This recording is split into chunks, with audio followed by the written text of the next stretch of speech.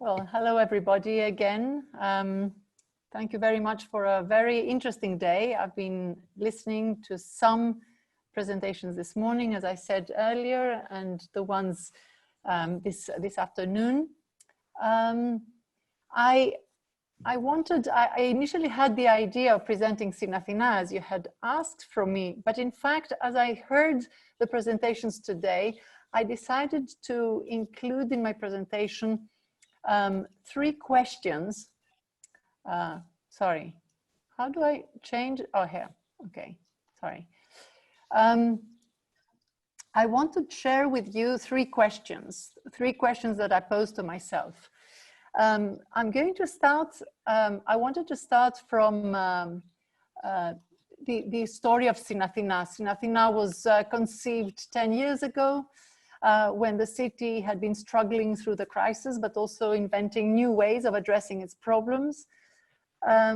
This natural and spontaneous rethinking, rebranding, redefining itself, I think, attracted the attention and created the opportunity of exchanging ideas and collaborating with other cities across Europe. It was great to hear Paul Caillots's presentation this morning. He was describing the different biennales each year, and he had this really nice, interesting series of keywords each year. The first one was about experience, and then engagement, then participation, collaboration, production. It was the same thing with another group of initiatives in the public sphere, and that was spontaneous, small-scale, individual or informal, definitely, initiatives of people that were trying to correct and find solutions for problems that belong to in the municipality responsibilities. So the journey of Sinathina is rooted in the collapse of this political system since 2008, and based on the collection of hundreds of those small-scale initiatives that were taking place in the public sphere. So it's a parallel journey to what was happening in culture. Only here one could see an improvisation on public space concerning the municipality responsibilities, as I said, such as cleaning the garbage, helping homeless, redesigning urban space, reuse of abandoned buildings, and recently even helping the integration of refugees. So I have just some pictures here just to give you you know, the atmosphere at the time. All these, I'm going to go forward a little bit to show you the type of activities we're talking about. Now, I'm going to go back to this initial question that I threw in during the day. So what did Sinathina learn from the previous crisis that can be useful in this one? Because if we can't answer that question, then there's something not wrong, but I mean, we have to rethink of why we create these platforms and how they made government better. And here I want to say that the reason why we created Sinathina was not just the collection of these spontaneous, very much like the civic activism that Pasi was talking about today. It was to change the model of governance. That was the reason why the platform was a platform created with and for the municipality. It wasn't a platform created outside, it was inside the municipality to bring the model of governance to a stage where it can enter into a true dialogue with what was happening outside. This civic activism that traditionally belongs in the margins, let's say, of government, and municipalities do not have ways to see it, and it often remains invisible. Here we were trying to create a relationship, change the vocabulary and the grammar of this relationship between invisible best practices of civic activism and the way the municipality was governing itself. If there is one lesson to learn about the crisis of Greece for the rest of the world today, in this new crisis, I think, is that there's this window of opportunity that allows you to rethink that system. Because you're not always, I mean, the resistance of the system is usually so strong, you cannot really change that grammar. But at that moment, that was 2013, 14, that when we started with that experiment, the resistance had collapsed. And people were seeing that the old model could not address the problems of the city any longer. We needed the civic activism. We needed the energy, the ideas, the dynamism of our social capital, of what the city had to give in order for the municipality, who was in debt itself, with no capacity, with austerity measures, a shrinking number of city officials, it had to turn to the civic capital. And it had to invent a way to enter into a creative dialogue with civic activism. And I call it civic activism because that was the most important of all the activities of, let's say, the civil society. It was this spontaneous, let's say, informal grassroots type that brought the most interesting and passionate ideas in the city. We weren't aware of you know, of the words public sector innovation or government innovation or social innovation at that time. It was like we were just turning to common sense. And this is just to say that, just to answer my first question about what is it that we can learn today in this crisis with then, is that we are now going through a similar period with less resistance, where we can rethink the system of governance, I think, so that more of this positive input can be instrumentally integrated into the solutions we're obliged to find for the challenges ahead of us. And we know they're going to be many and complex. And so government can no longer pretend it will govern by itself. It has to enter, it has to host the input of its civic reality.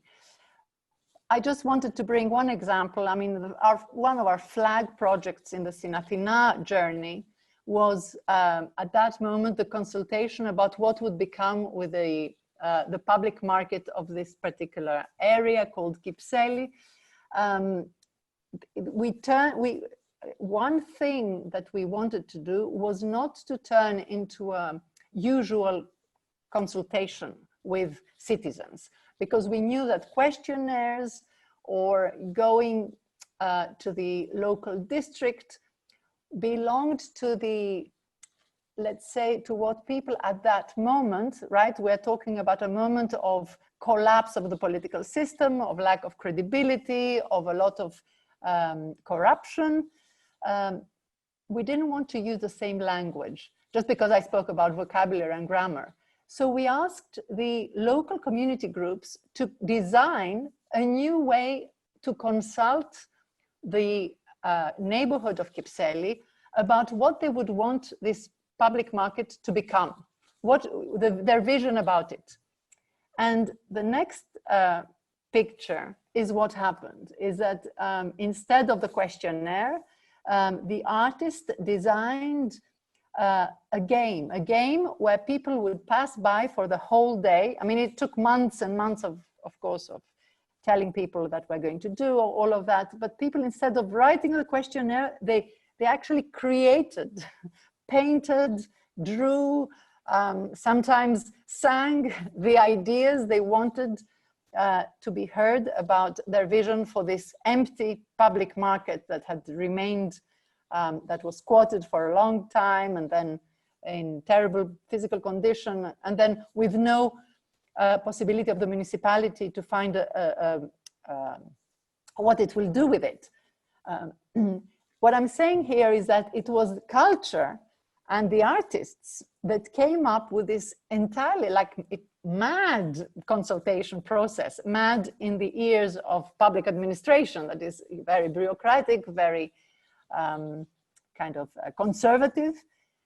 But it was a moment that we could actually do it. And it was the only thing that would actually make people realize that we really wanted to listen to what they had to say.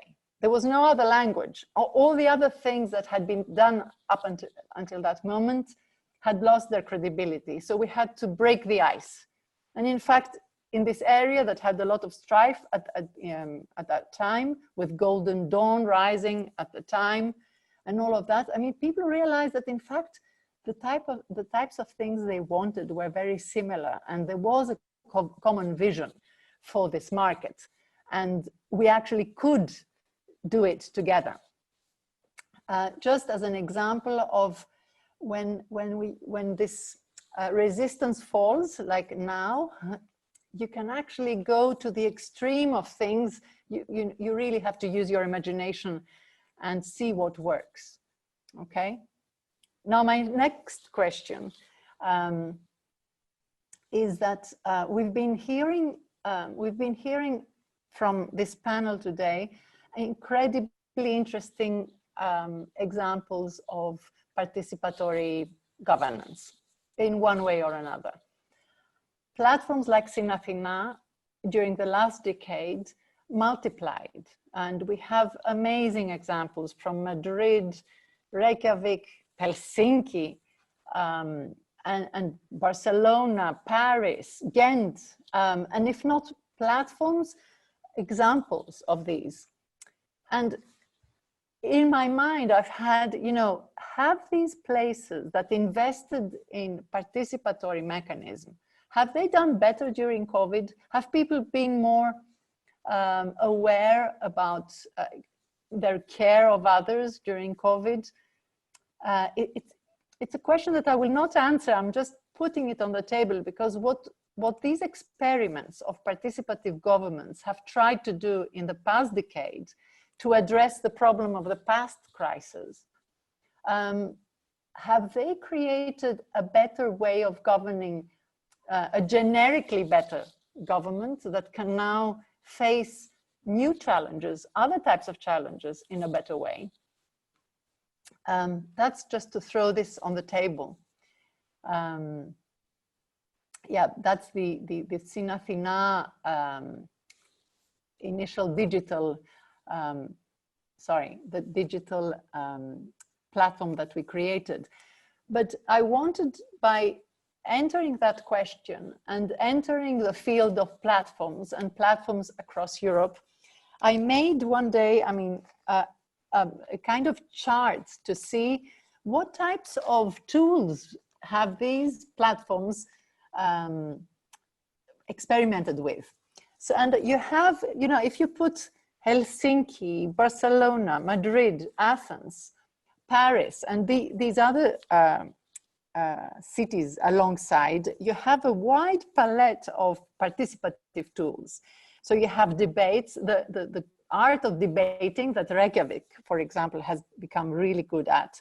You have the art of collecting ideas, which has to be an art because it's very difficult to collect when you've got thousands of them. Madrid made an incredible platform to be able to process this input, because behind the intention of participating, you need the mechanical tools, right? The methods to do it, technically speaking. There was crowd law that was not mentioned today in the panel, but that was both in Consul in Madrid and in Reykjavik. Participatory budgeting that was mentioned several times today.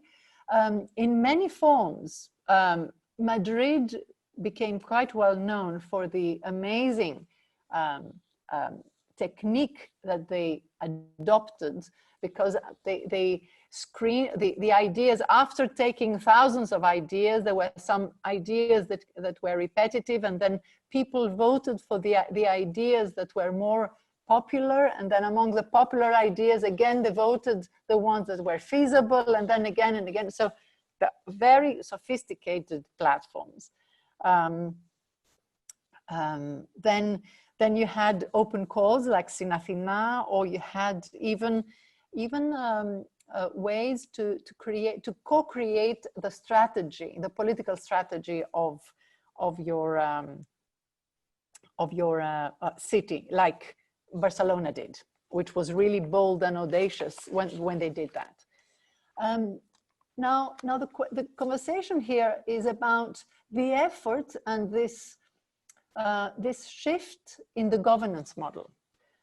We talk very often, when we still speak of municipalities, we speak of public administration, which has become a phrase that we should stop using, because I don't think it reflects any longer the reality of the way cities are struggling to govern.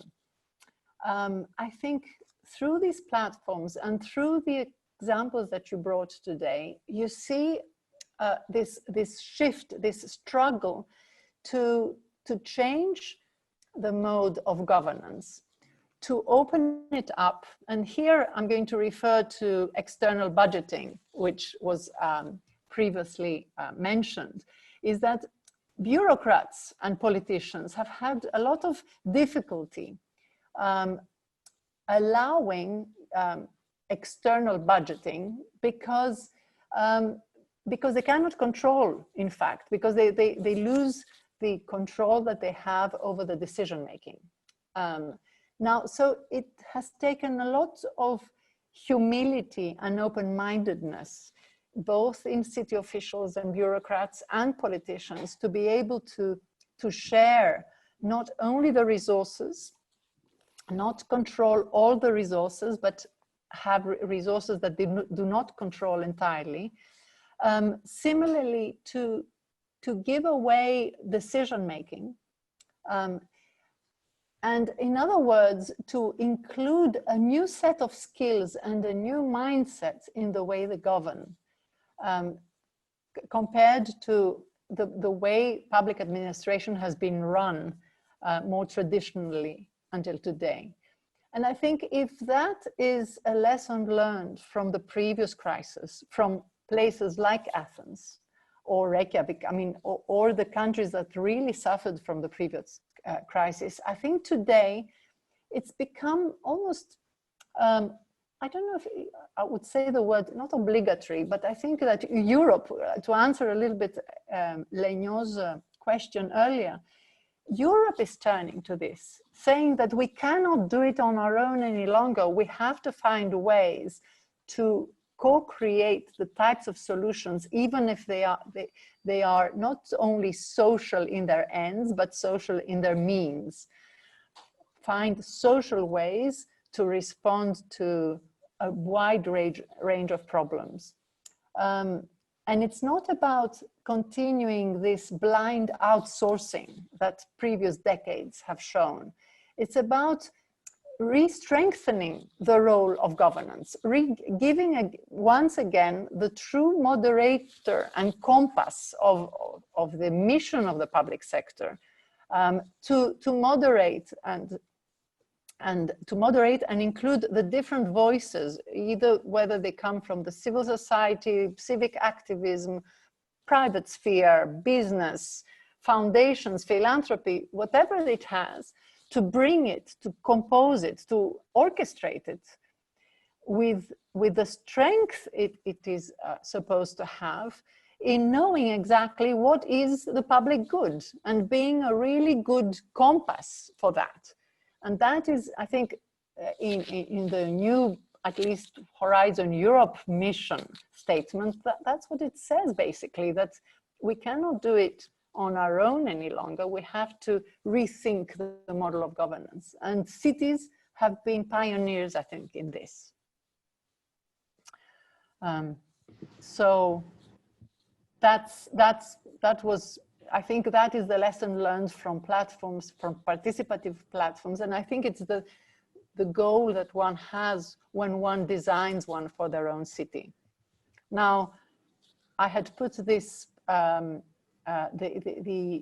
digital map of Athens, the way we created the platform, just to show that Today, with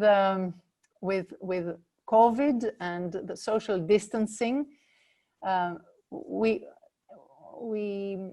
estimate enormously, we respect enormously the digital world, but we've missed enormously the physical world and people communicating physically with our institutions.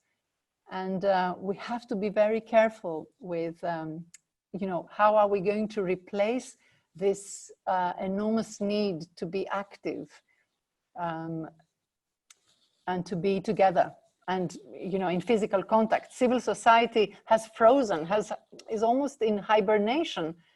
You know, what has happened to the activity on the ground and with other people that we have needed and that really helped us get over the previous crisis? I think that is another question that is important to ask. And that was my third question, which I wrote in here, that, you know, digital tools are good in mapping and gathering data, but can they really fully establish a mechanism of collaboration? And I think that the Sinathina platform really made a point to split the digital with an offline aspect of it. Thank you. I can't hear anything. Thank you. Anybody there in the dark yes, space? I'm not sure. Yes, I think there are some left. Definitely there are. Thank you for that. Yes, I think you brought us to another place, but it's also very relevant to take that perspective of platforms like Sinathina. Did they really manage to create another sense of community, another sense of caring, another sense of responsibility? And were they allowed to play any role, or have they played any role in the current situation? In a way, the current situation is just very, very different, is that it seemed that all competencies which were outside you might say the Prime Minister's offices were disregarded. I mean, it's very incredibly centralized and incredibly politicized. So in a way, I feel that, yes, we didn't respond. In a way, the cultural sector, the social sector didn't respond quickly enough to actually take on and perhaps also have a mandate. Instead, we all seem to be marginalized to becoming very, very passive, which was a huge problem, I think, many places. And the question is, as you say now, but can we use anyway these practices to try and re-establish another more open, more responsive social civic structure than before?